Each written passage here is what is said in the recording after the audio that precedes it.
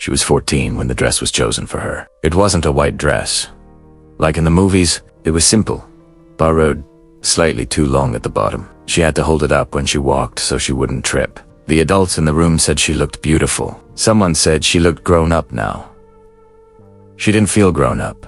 Her friends were in school that morning, sitting in math class, whispering, passing notes, complaining about homework. She had once complained about homework too, but now she was standing in a quiet room beside a man more than twice her age, waiting for a judge to sign a paper that would change her name. In many parts of America, this has happened quietly for decades. Between 2000 and 2021, more than 300,000 minors were legally married in the United States. Some were as young as 10, most were girls. Most married adult men. The girl in the dress didn't know those numbers. She only knew that her parents said it was the right thing to do. The man said he would take care of her. The law said it was allowed.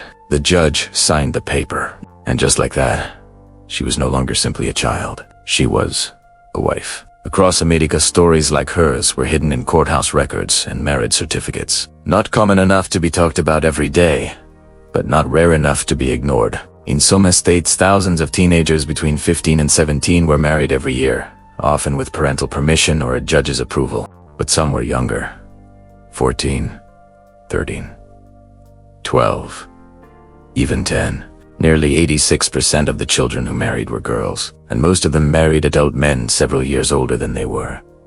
The girl stopped going to school not long after the wedding. At first, she told herself it was temporary, just until things settled down, just until she got used to the new house, just until she figured out how to be a wife.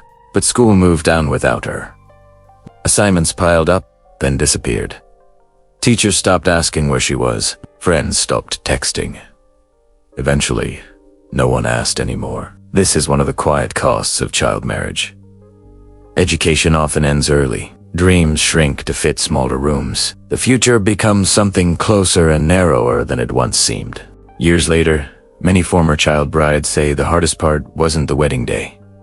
It was the silence that followed, the long days inside unfamiliar homes, the sudden responsibility, the isolation, the feeling of being younger than everyone expected them to be. In many cases, the girls were too young to even file for divorce on their own. In some estates, minors could only sign legal documents, rent apartments, or enter shelters without adult permission. Even if the adult was their spouse, marriage made them adults in one way, but children in every other. The man she married worked long hours. When he came home, he expected dinner. He expected quiet. He expected respect. These were words she heard often. Respect, duty, family. Words that sounded heavy in her small bedroom at night. Across the country, thousands of girls lived similar lives.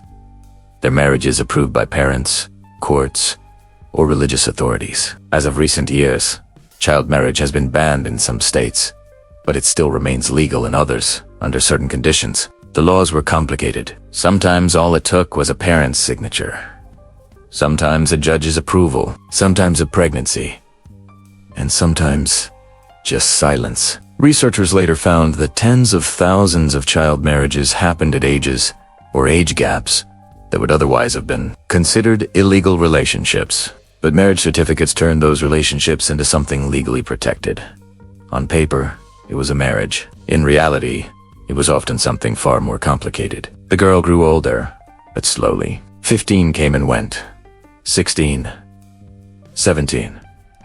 By 18, she had lived a life most of her classmates couldn't imagine. Some child brides eventually leave. Some stay.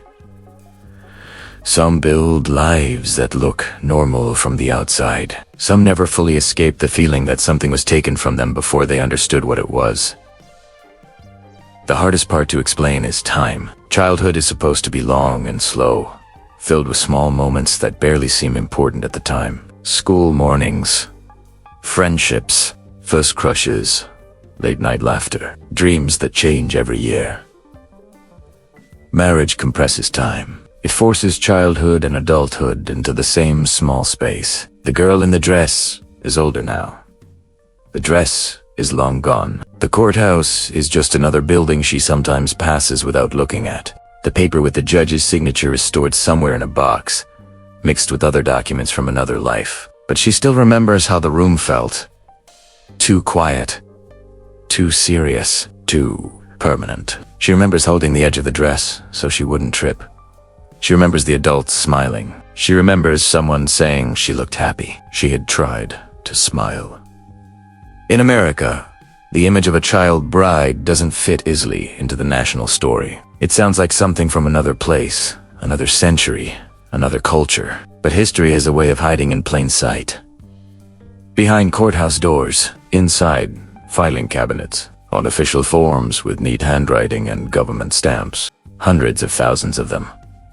Each one a story. Each one a childhood ending early. And somewhere, even now, there is still a girl standing in a borrowed dress, waiting for a judge to sign a piece of paper that will turn her into a wife before she is finished being a child.